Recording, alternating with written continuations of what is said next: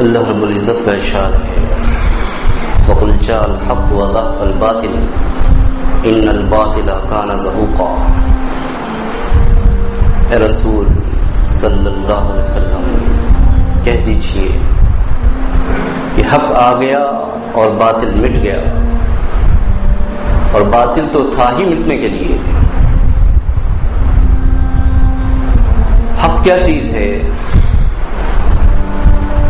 اس کو سمجھانے کے لیے اللہ رب العزت نے قرآن مجید میں مثال دی۔ انزل من السماء ماء فسالت اودية بقدرها فاحتمل السيل زبدا رابيا، کہ اللہ رب العزت نے آسمان سے پانی نازل کیا،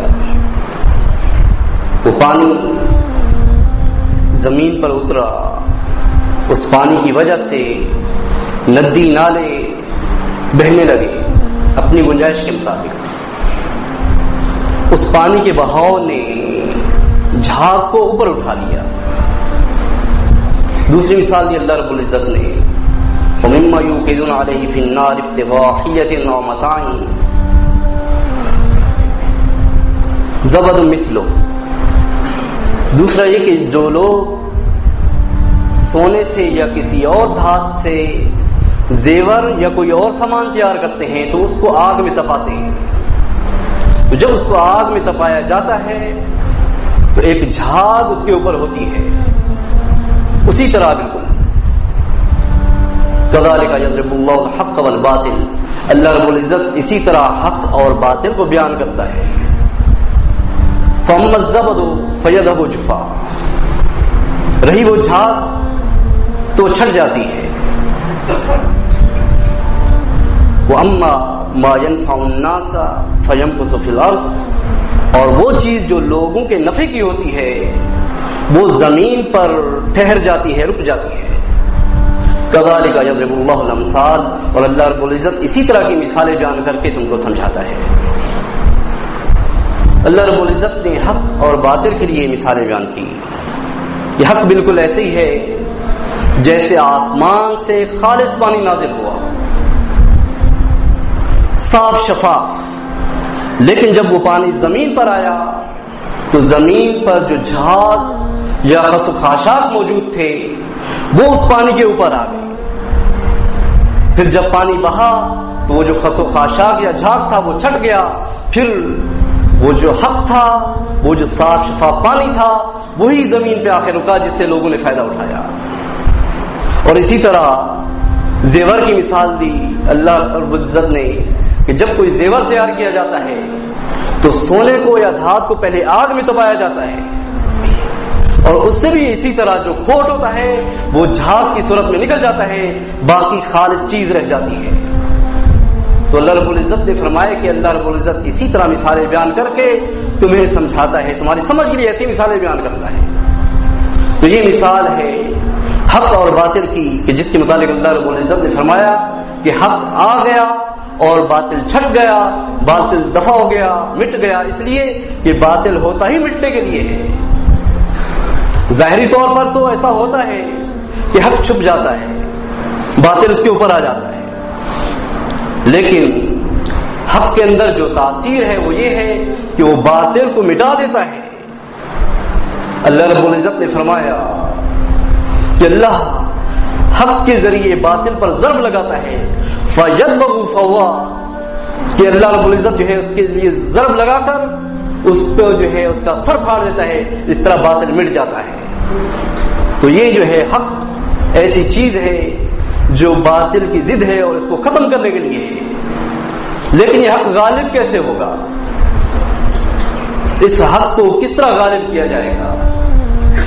اس کے لیے ہمارے پاس رسول اللہ صلی اللہ علیہ وسلم کی سیرت کا نمونہ موجود ہے کہ آپ نے اس حق کو غالب کرنے کے لیے کتنی محنتیں کی، کتنی کوششیں کی، کس قدر جو ہے آپ کو مشقت اٹھانی پڑی، حتیٰ کہ آپ نے طائف کی وادی میں جو ہے سب سے زیادہ تکلیف اٹھائی جو کسی نبی کو نہیں دی گئی۔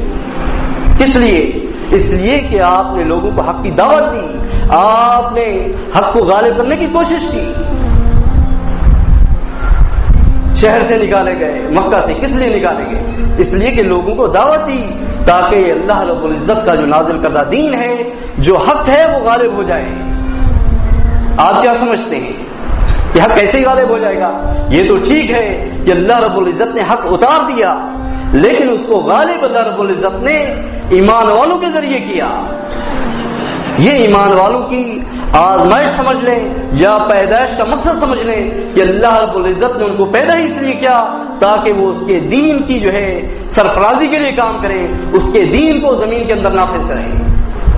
وَيَكُونَ الدِّينُ لِلَّهِ، تاکہ اللہ رب العزت وَيَكُونُ الدِّينُ كُلُّهُ لِلَّهِ، اللہ کا تمام دین جو ہے خالص زمین پر نافذ ہو جائے۔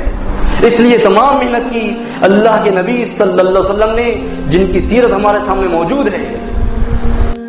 اللہ رب العزت کا ارشاد ہے قُلْ يَا أَيُّهَا النَّاسُ قَدْ جَاءَكُمُ الْحَقُّ مِنْ رَبِّكُمْ، اے رسول صلی اللہ علیہ وسلم آپ لوگوں سے کہہ دیجئے کہ اے لوگو، یقیناً تمہارے پاس تمہارے رب کی طرف سے حق آ گیا ہے۔ اس حق کی پیروی کرنا، اس کی دعوت دینا اور اپنی استطاعت کے مطابق اس کے لیے جد و جہد کرنا، جہاد کرنا، یہ ہے مقصد اور یہی ایمان کا حصہ ہے۔ صحیح مسلم میں ہے، اللہ کے نبی صلی اللہ علیہ وسلم نے فرمایا من جاہدہم بیدہ فہو مومن ومن جاہدہم بلسانہ فہو مومن ومن جاہدہم بقلبہ فہو مومن ولیس وراء ذلک من الایمان حبۃ خردل۔ جو لوگ اللہ رب العزت کی تعلیمات کو مسخ کرتے ہیں،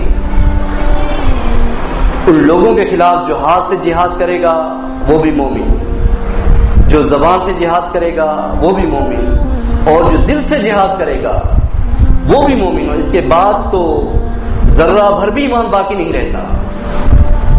تو جہاد جو ہے وہ ہر کوشش جو آپ دین کے غلبے کے لیے کریں گے، دین کی دعوت کے لیے کریں گے، وہ جہاد کہلائے گی، اور وہ کئی قسم کا ہے۔ ہاتھ کا جہاد، زبان کا جہاد، مال کا جہاد، حتیٰ کہ دل میں اگر آپ برا سوچیں گے تو یہ بھی آپ کا جہاد ہے۔ ابو داؤد احمد میں ہے صحیح سند سے اللہ کے نبی صلی اللہ علیہ وسلم نے فرمایا جاہد المشرکین باموالکم وایدیکم والسنتکم، یہ مشرکین کے خلاف جہاد کرو اپنے مالوں سے، اپنے ہاتھوں سے اور اپنے زبانوں سے۔ یہ تمام چیزیں جہاد میں آتی ہیں، اور یہ جہاد اللہ رب العزت نے ہم پر فرض ہی اس لیے کیا ہے تاکہ ہم اس کے دین کی دعوت دیں، لوگوں کو بتائیں۔ یہی ہماری زندگی کا مقصد ہے، یہ نہیں کہ ہمارے پاس حق آ گیا اور ہم اس کو لے کر بیٹھ گئے۔ نہیں، ہم پر حق کے ساتھ بہت بڑی ذمہ داری عائد ہوتی ہے۔ اللہ کے نبی صلی اللہ علیہ وسلم کو خوشی نہیں تھی لوگوں کی مخالفت مول لینے، مگر ان کی ڈیوٹی تھی، ان کو اللہ رب العزت نے مبعوث اس لیے کیا تھا، اور ہم ان کے پیروکار، ہم جب ان پر ایمان لے ہیں تو ہمارے اوپر بھی یہی ڈیوٹی ہے کہ ہم اللہ رب العزت کے دین کی نصرت کریں گے، اس کو نافذ کرنے کے لیے ہر کوشش کریں گے جہاں تک ہماری استطاعت ہے۔ اللہ کے نبی صلی اللہ علیہ وسلم نے وقت کے ساتھ ساتھ جس طرح تھا آپ نے دین کی دعوت دی، مشکلات اٹھائیں، جیسا کہ آپ نے سنا پھر ایک وقت آیا کہ اللہ رب العزت نے حق کو تمکنت دی، اللہ رب العزت نے ایک سلطنت قائم کر دی مومنین کو۔ جب سلطنت قائم ہو گئی اس کے بعد آپ دیکھیے کہ کس قدر فتوحات ہوئی، کس قدر جو ہے اسلام نے غلبہ پکڑا۔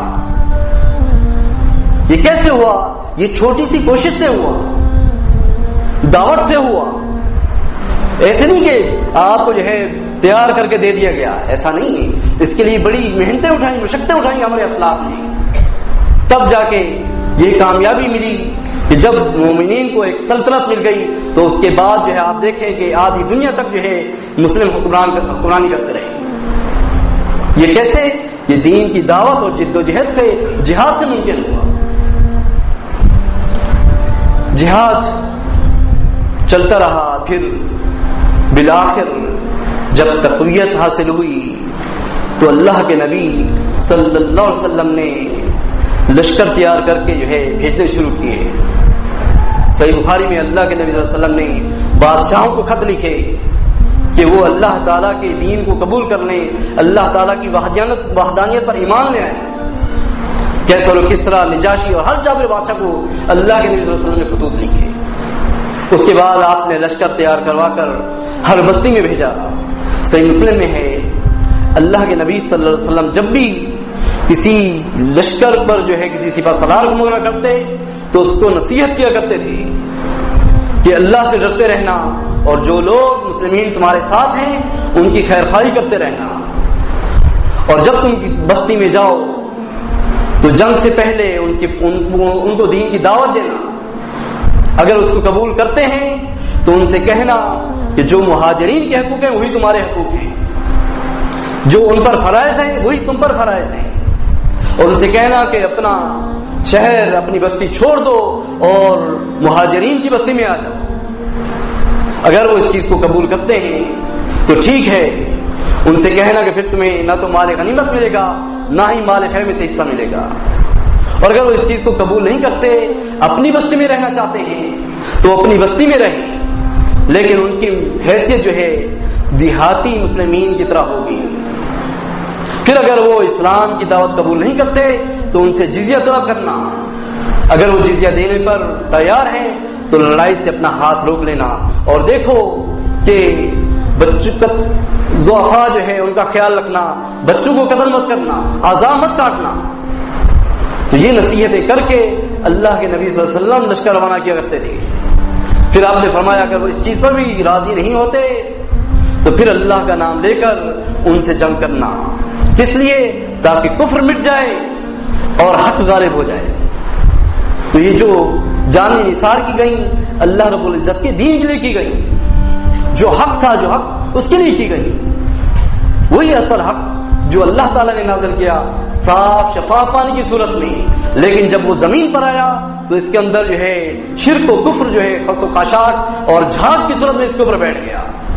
تو اب اس حق کو دوبارہ غالب کرنے کے لیے, اس جھاگ کو جو ہے دوبارہ ہٹانے کے لیے ہمیں اسی طرح محنت کرنی ہوگی جس طرح اللہ کے نبی صلی اللہ علیہ وسلم کا نمونہ موجود ہے.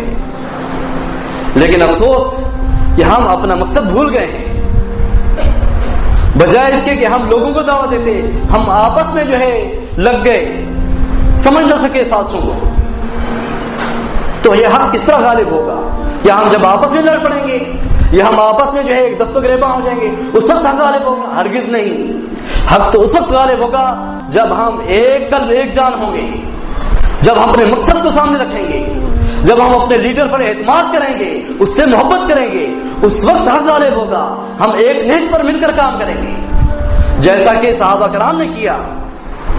کیا سمجھتے ہیں آپ؟ اللہ کے نبی صلی اللہ علیہ وسلم نے ہم پر لیڈر ہوگا, جو ہمارا حکمران ہوگا, اس کو تو یہاں تک جو ہے اللہ تعالیٰ نے اختیار دیا ہے کہ ہمارا ذاتی مال چھین سکتا ہے. وہ ذاتی مال جس کو آپ نے محنت سے کمایا وہ چھین لے, آپ کچھ نہیں کر سکتے.